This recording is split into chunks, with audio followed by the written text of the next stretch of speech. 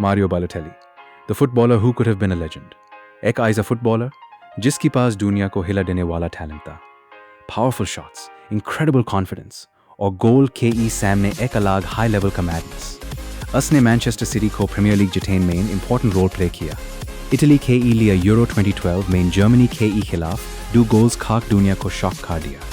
लेकिन फिर करियर में बार प्रॉब्लम्स आती गई. क्लब्स बैटल, मैनेजर्स बैटल, लेकिन बालोटेली के एंडर का वो सुपरस्टार का भी कंप्लीटली ख़त्म नहीं हुआ. सवाल सिर्फ एक है, क्या मारियो बालोटेली फुटबॉल के सैब्स बैड लेजेंड्स में से एक बन सकता था? ये कहानी है सुपर मारियो की. सी एप्टर 1, एक स्पेशल टैलेंट. मारियो बालोटेली का चाइल्डहुड नॉर्मल नहीं था. इटली में बेड होट ह्यूअस ने फुटबॉल को अपना आइडेंटिटी बना लिया. यंग एज में हाई उसके टैलेंट में अटेंशन अट्रैक्ट करना शुरू कर दिया. और फिर उसकी एंट्री हुई इंटर मिलान के सिस्टम में. यहाँ बालोटेली ने सिर्फ गोल्स नहीं किए, उसने सबको दिखाया कि उसके अंदर कुछ स्पेशल है. पावर, टेक्निक और कॉन्फिडेंस तीनों एक साथ. इंटर में उसने सीनियर फुटबॉल का एक्सपीरियंस लिया और फिर उसकी लाइफ का एक बड़ा चैप्टर शुरू हुआ होसे मूरिन्यो के इंटर मिलान में. यही वो टीम थी जहां बालोटेली ने टॉप लेवल फुटबॉल का टेस्ट लिया. इंटर के साथ उसने सीरी ए और चैंपियंस लीग जीती.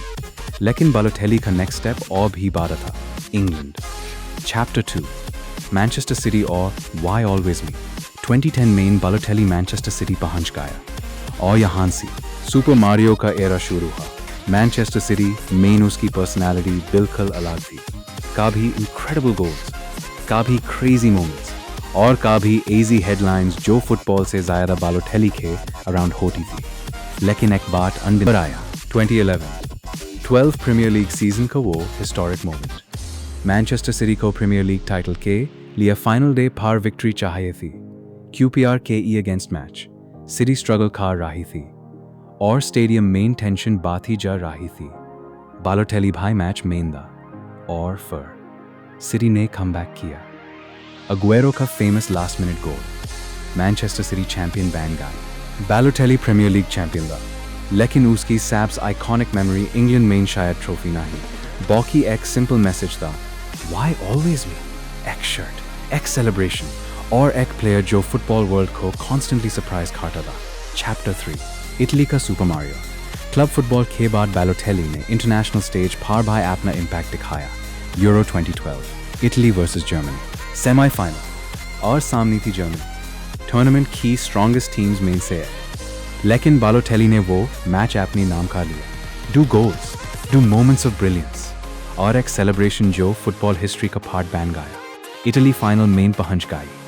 बालोटेली सडनली वर्ल्ड फुटबॉल के बिगेस्ट यंग स्टार्स में काउंट होने लगा. उस वक्त लग रहा था अब सुपर मारियो को रोकना मुश्किल है. लेकिन फुटबॉल मेन राइज के बाद फॉल भाई सकता है. चैप्टर 4, लिवरपूल, मिलान और करियर का टर्निंग पॉइंट. बालोटेली का career for AC Milan, Manchester city और लिवरपूल जायज बाद क्लब से गुजरा. लेकिन कंसिस्टेंसी यही सबसे बड़ी प्रॉब्लम बन गई. कभी वो वर्ल्ड क्लास परफॉर्मेंस देता और कभी टीम में उसका इम्पैक्ट ऑलमोस्ट डिसअपियर हो जाता. लिवरपूल मेन भाई एक्सपेक्टेशंस बहुत हाई रहे. फैंस को लगा था कि बालोटेली प्रीमियर लीग में फिर से मैजिक करेगा, लेकिन वो वर्जन वापस नहीं आ सका और धीरे धीरे बालोटेली टॉप यूरोपियन फुटबॉल के सेंटर से दूर होता गया. नाइस, मार्सेई, ब्रेशिया, मोन्जा और फिर यूरोप के बाहर के चैप्टर्स. हर जगह एक हाई सवाल रिपीट होता रहा, what happened to Mario Balotelli. Chapter 5, the comeback king. लेकिन बालोटेली की स्टोरी यहीं खत्म नहीं होती. उसकी करियर में एक चीज़ बार बार दिखा, कमबैक.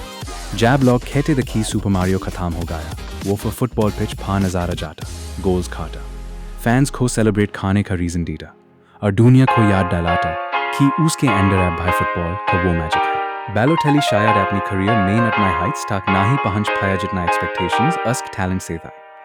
लेकिन इसी वजह से